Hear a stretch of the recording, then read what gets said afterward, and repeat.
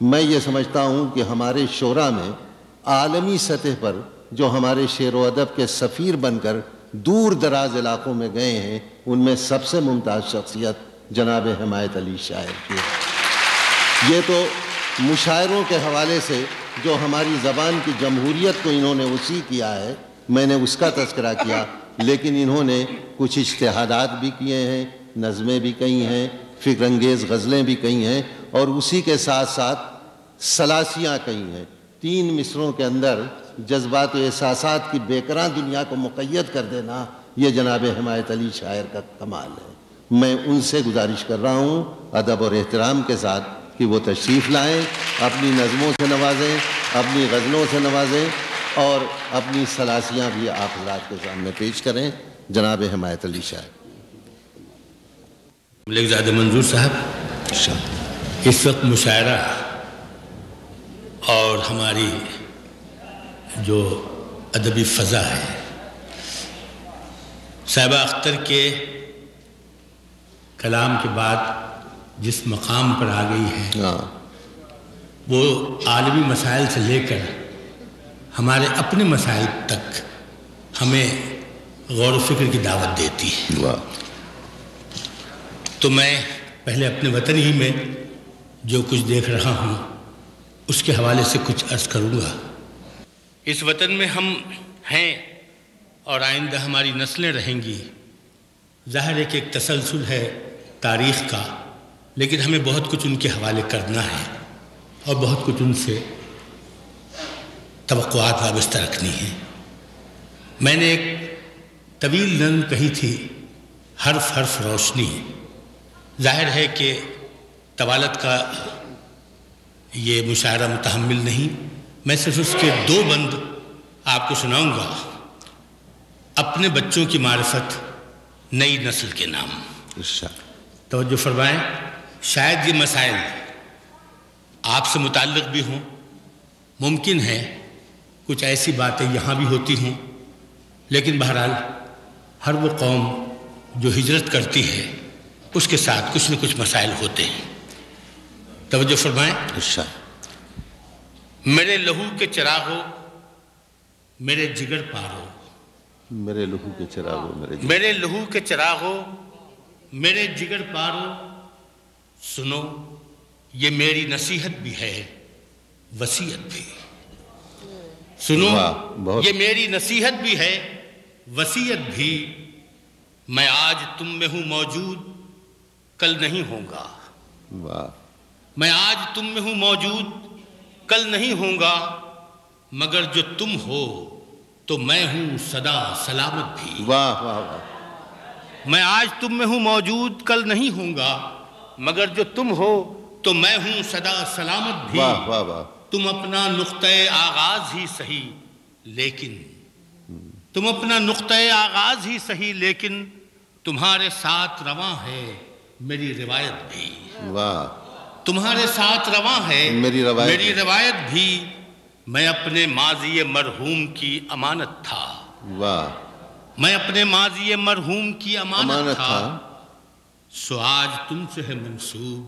یہ امانت بھی۔ میں اپنے ماضی مرحوم کی امانت تھا، سو آج تم سے ہے منسوب یہ امانت بھی۔ مجھے جو غم ہے تو اتنا کہ اپنے ہی گھر میں، مجھے جو غم ہے تو اتنا کہ اپنے ہی گھر میں تمہارا ورثہ ہے میرا عذاب ہجرت بھی۔ مجھے جو غم ہے تو اتنا کہ اپنے ہی گھر میں تمہارا ورثہ ہے میرا عذاب ہجرت بھی۔ میرے لہو کے چراغوں، میرے جگر پارو، تم اس عذاب کو ایک امتحان سمجھ لینا۔ میرے لہو کے چراغوں، میرے جگر پارو،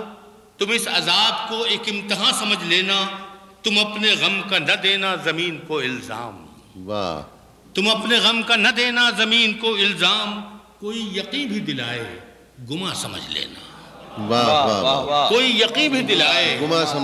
سمجھ لینا۔ وطن کے نام پر کوئی زیادتی ہو اسے، وطن کے نام پر کوئی زیادتی ہو اسے، عنایت نگہ دوستاں سمجھ لینا۔ واہ واہ واہ واہ، وطن کے نام پہ کوئی زیادتی ہو اسے واہ واہ واہ، عنایت نگہ دوستاں سمجھ لینا۔ یہ جبر وقت بھی تاریخ کا تقاضا ہے،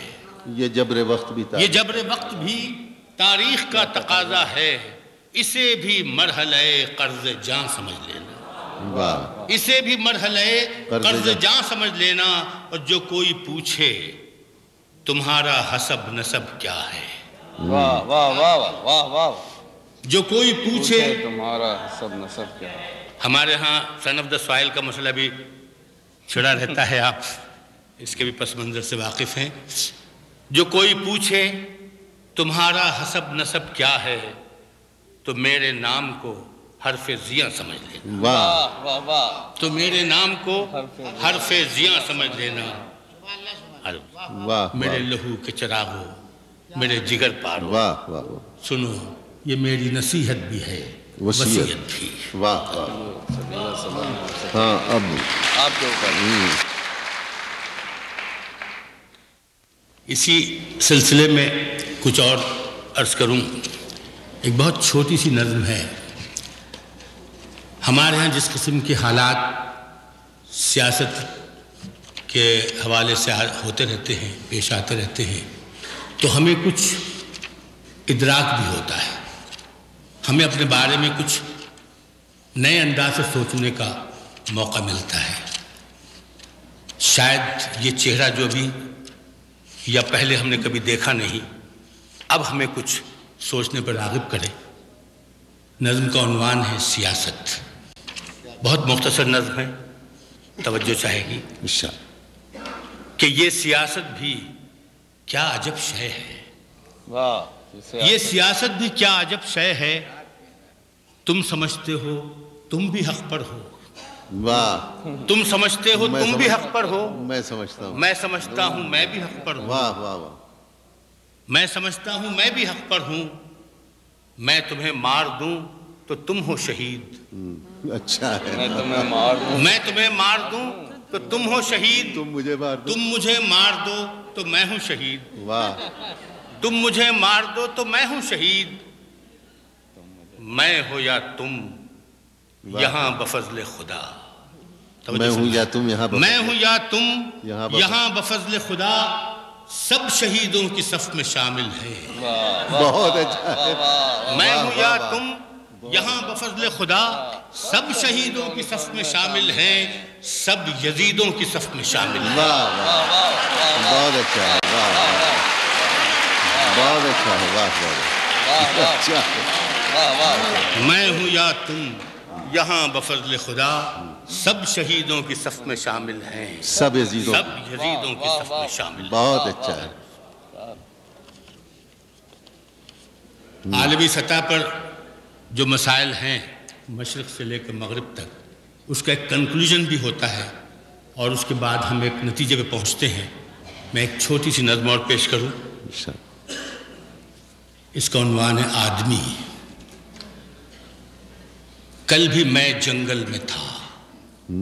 اور آج بھی جنگل میں ہوں، کل بھی میں جنگل میں تھا اور آج بھی جنگل میں ہوں، کل بھی میں جنگل میں تھا اور آج بھی جنگل میں ہوں، کل میرے ہمسائے تھے خونی درندے بھیڑیے، کل میرے ہمسائے تھے خونی درندے بھیڑیے، آج انسانوں میں ہوں اور خون کے جل تھل میں ہوں، واہ واہ واہ، بہت اچھا کل ہے، میرے ہمسائے تھے واہ واہ، خونی درندے بھیڑیے، آج انسانوں میں ہوں اور خون کے جل تھل میں ہوں۔ آخری شعر ہے کہ مجھ کو تہذیبوں نے آئینہ دکھایا تو کھلا، مجھ کو تہذیبوں نے، مجھ کو تہذیبوں نے آئینہ دکھایا تو کھلا، روح کا قاتل ہوں میں اور جسم کے مقتل بھی ہوں، بہت اچھا، واہ واہ، روح کا قاتل ہوں میں اور جسم کے مقتل، مجھ کو تہذیبوں نے آئینہ دکھایا تو کھلا، روح کا قاتل ہوں میں اور جسم کے مقتل بھی ہوں۔ واہ، خیالات نہیں اب آپ سنائیں، وہ تو میری ذمہ داری ہے، ایک غزل پیش کر دوں۔ ارشاد، اور غزل کے ساتھ ظاہر ہے کہ ترنم کی فرمائش ہوتی ہے، تو اس سے پہلے کہ میری آواز ساتھ نہ دے سکے، ابھی تازہ دم ہوں، ظاہر ہے کہ زیادہ اسٹرین پڑتا ہے، اور اب ہم کم ہی ترنم سناتے ہیں۔ نور جہاں کو تو وہی کیا کہا؟ دیکھیے ماشاءاللہ وہ غزل اب انہی سے منسوب ہے، میرا خیال ہے بہت ہی اچھی اور سریلی آواز میں ہمارے بہت بڑی ہماری فنکار ہیں، پاکستان کو بلا شبہ ان پر ناز ہے، تو وہ آپ 12 سن چکے ہیں، اب میری آواز بھی کچھ سن لیجئے اور میری غزل سنیے۔ ان کی آواز بھی نور جہاں سے زیادہ خراب نہیں ہے، ابھی آپ سن کر کے اندازہ کریں۔ دیکھیں نا، آپ نے کہا نور جہاں کی غزل ہمارے سنائیے تو میں مشاعروں اپنی میں غزل سنا۔ حضرات مہذب ترنم اگر جن چند لوگوں کا ہے، انہی میں جناب حمایت علی شاعر بھی شامل ہیں، مشاعروں کا مہذب ترنم واقعی۔ اسی تسلسل میں غزل پیش کر دوں، کچھ اپنے مسائل بھی ہیں، اور اگر ملت اسلامیہ کے حوالے سے سوچا جائے، جیسا کہ صاحبہ نے اپنی نظم میں ابراہیم کے استعارے سے ایک بہت بڑی بات کہی، تو ہم پر اس کا بھی اطلاق ہوتا ہے، اور اس غزل میں شاید کچھ ایسے اشارے بھی ہیں کہ جو ہم سب کا المیہ بن جائیں۔ بدن پہ پیرہنے خاک کے سوا کیا ہے، بدن پہ پیرہنے خاک کے سوا کیا ہے، میرے علاؤ میں اب راکھ کے سوا کیا ہے۔ سبحان اللہ، سبحان اللہ، بدن پہ پیرہنے خاک کے سوا کیا ہے، میرے علاؤ میں اب راکھ کے سوا کیا، میرے علاؤ میں اب راکھ کے سوا کیا ہے۔ واہ، یہ شہر سجدہ گزاراں، یہ شہر سجدہ گزاراں دیار کم نظراں، یہ شہر سجدہ گزاراں دیار کم نظراں،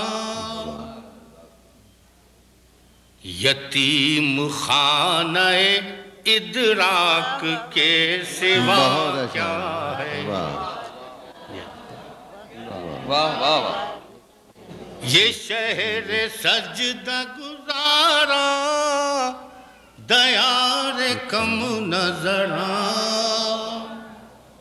یتیم خانہ ادراک کے سوا کیا ہے، تمام گنبد و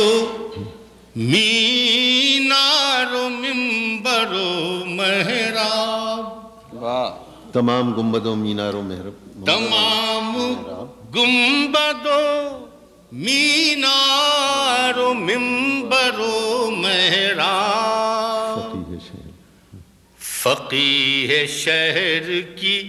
املاک کے سوا کیا ہے، تمام گنبد و مینار و منبر و محراب، فقیہ شہر کی املاک کے سوا کیا ہے۔ یہ خاص طور سے میں عرض کروں گا، اس شعر میں آپ توجہ فرمائیں، شاید ہمیں اپنی تاریخ کا بھی احساس ہو جائے کہ یہ میرا دعوی خود بینی و جہاں بینی، واہ واہ واہ، یہ میرا دعوی خود بینی و جہاں بینی میری جہالت صفاق کے سوا کیا ہے واہ واہ واہ واہ واہ میری جہالت صفاق کے سوا کیا ہے واہ واہ جہان فکر و عمل میں یہ میرا زام وجود جہان فکر و عمل میں یہ میرا زام وجود جہان فکر و عمل میں یہ میرا زام وجود فقط نمائش پوشاک کے سوا کیا بہت اچھا ہے صاحب واہ فقط نمائش پوشاک کے سوا کیا ہے اور اس شعر میں نے حضرت جگر کی ایک ترکیب سے استفادہ کیا ہے اور وہ اتنی عام ہے کہ آپ یہ اصل میں غزل کا کلائمیکس جسے کہہ سکتے ہیں یہ شعر ہے جو سنانے جا رہے ہیں آپ میں واقعی کہ کھلے سروں کا مقدر بفیض جہل خرد کھلے سروں کا مقدر بفیض جہل خرد یہ جہل خرد نے دن یہ دکھائے گھٹ گئے انسان بڑھ گئے واہ جگر صاحب کا شعر کھلے سروں کا مقدر بفیض جہل خرد فریب سایہ افلاک کے سوا کیا ہے واہ فریب سایہ افلاک کے سوا کیا ہے اور آخری شعر ہے یہ کلائمیکس کا ہے تمام عمر کا حاصل واہ بفضل رب کریم شعر سماعت فرمائے حضرات واہ واہ واہ تمام عمر کا حاصل بفضل رب کریم متاع دیدہ نمناک کے سوا کیا ہے واہ واہ متاع دیدہ نمناک کے سوا کیا ہے بدن پپے رہنے خاک کے سوا کیا ہے میرے علاؤ میں اب راکھ کے سوا کیا ہے واہ واہ نہیں پڑھیے حمایت صاحب آنکھیں پڑھ دیجئے ذرا سا رنگ بدل جائے ہاں وہ رنگ بدل جائے ہاں تھوڑا سا بہت زیادہ سیاست سے بوجھل کشتیاں چل رہی تھیں ابھی تک اب کچھ ہمارے ماضی میں ہم لوگ جائیں آنکھیں یہ ہمارے ملک زادہ منظور ہمارے نوجوانی کے ساتھی ہیں تو بہت سی یادیں ان کے ساتھ مشترک ہیں بہت سی آنکھیں انہوں نے بھی دیکھی ہیں کچھ آنکھیں مجھے بھی نصیب ہوئی نہیں مجھے تو بہت سے لوگوں نے آنکھیں دکھلایا ہے آپ نے دیکھی تو چلیے ماضی میں چلتے ہیں آپ اپنے تصورات میں رہیے میں اپنے اور جو ہماری نئی نسل یہاں بیٹھی ہے انہیں اپنے مستقبل کی طرف جانے دیں سا فضا بدلنی چاہیے تو میرا خیال ہے کچھ شعر شعر اس ساری فضا سے ہٹ کر اور واقعی بوجھل ہو گئی ہوگی فضا جی ان کہیں تو اب کہی گئی کئی بار یہ سنیں آپ حضرات پسند تو یہ کریں غزل شاید میں نے یہاں نہیں سنائی ہو تو آپ سن لیں ظاہر ہے کہ بہت پرانی ہے میرے پہلے مجموعہ کلام آگ میں پھول میں شامل تھی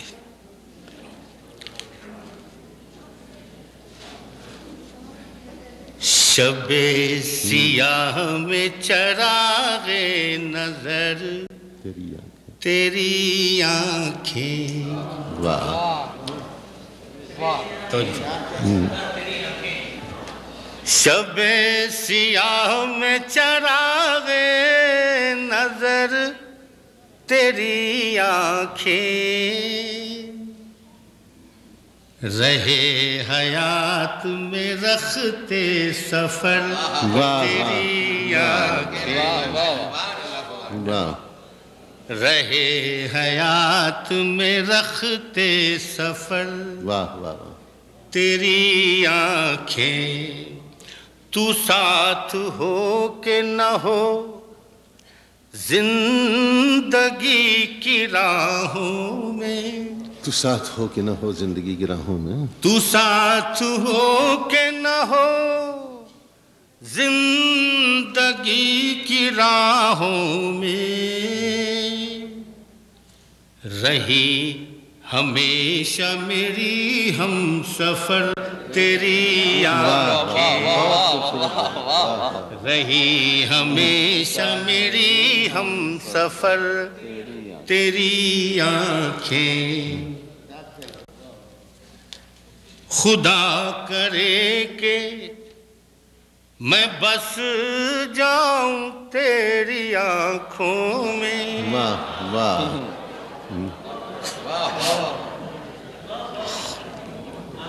اب یہ خدا غلط عمر میں کرے، صحیح شعر پڑھ رہے ہیں، غلط عمر میں صحیح شعر پڑھ رہے ہیں۔ اچھا ہے، بہت اچھا، اتنی بھی غلط عمر نہیں ہے، ویسا بھی نام ہے، یہ اپنی بات دیکھیے یار اسی لیے ہمارے ساتھ ہیں آپ ضرور، لیکن اتنی دور تک ساتھ نہیں ہے۔ خدا کرے، خدا کرے کہ میں بس جاؤں تیری، میں بس جاؤں تیری آنکھوں میں، کیے رہے میری آنکھوں میں گھر تیری آنکھیں، واہ خدا کرے کہ میں بس جاؤں تیری آنکھوں میں، واہ، کیے رہے میری آنکھوں میں گھر تیری آنکھیں، طلوع ہو واہ واہ واہ، تیری پلکوں کے سائے میں ہر صبح، طلوع ہو تیری پلکوں کے سائے میں ہر صبح، جھکی رہے میری ہر شام پر تیری آنکھیں، جھکی رہے میری ہر شام پر تیری آنکھیں، میری نگاہ میں رہ کر بھی جانے کیوں آخر، میری نگاہ میں رہ کر بھی جانے کی، میری نگاہ میں رہ کر بھی جانے کیوں آخر، میری نگاہ سے ہے بے خبر تیری آنکھیں، میری نگاہ سے ہے بے خبر تیری آنکھیں، اور آخری شعر ہے، اس میں نے تسلسل برقرار رکھنے کی خاطر قافیہ تھوڑا سا بدلا ہے کہ میں خود غرض بھی ہوں کتنا کہ بس یہی چاہوں، میں خود غرض بھی ہوں کتنا کہ بس یہی چاہوں، میں خود غرض بھی ہوں کتنا کہ بس یہی چاہوں، رہے ہمیشہ میری منتظر تیری آنکھیں، واہ واہ واہ واہ واہ، بہت اچھا۔